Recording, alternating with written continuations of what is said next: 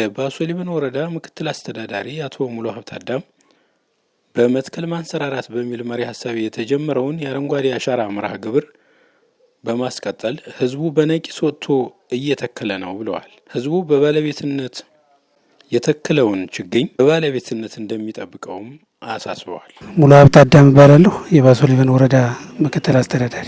እሺ፣ ዛሬ ችግኝ እየተከልን ያለ ነው በመትከል ማንሰራራት በሚል መሪ ቃል ከዚህ በፊት የተጀመረው በክቡር ጠቅላይ ሚኒስትር የተጀመረው የአረንጓዴ አሻራ መርሃ ግብር ዛሬም ላይ ቀጥሎ በዚህ መንገድ እየተከልን ያለ ነው። ችግኝ መትከል ለሀገር በርካታ ጥቅም አለው።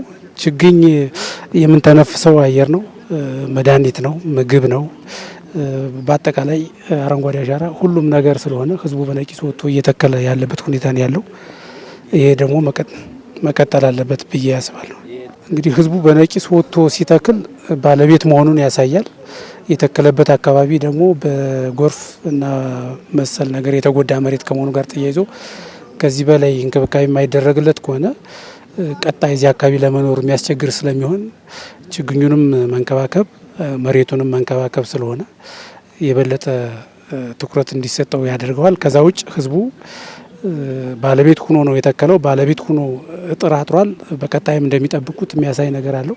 ዞሮ ዞሮ ከኛ የሚጠበቀውንም ነገር መደገፍ አለብን ብዬ አስባለሁ። እሺ፣ ማስተላልፈው መልእክት በመትከል ማንሰራራት በሚል መሪ ቃል በዚህ ዓመት የተጀመረው እንደ ክልል የጀመርነው የችግኝ ተከላ መርሃ ግብር የበለጠ ተጠናክሮ ሁሉም ቀበሌ፣ ሁሉም ተቋማት ችግኝ መትከል ብቻ ሳይሆን መንከባከብና ለፍሬ ማብቃት ይጠበቅብናል። ከዚህ ጎን ለጎን ህዝቡ ሰላሙን መጠበቅ አለበት። የሰላም ባለቤት መሆን መቻል አለበት። ይህንን አቀናጅተን ስንሄድ እንደ ወረዳ፣ እንደ ዞንና እንደ ክልል ብሎም እንደ ሀገር ያሰብነውን ብልጽግና ማረጋገጥ እንችላለን ብዬ አስባለሁ። ይህንን መልእክት ማስተላለፍ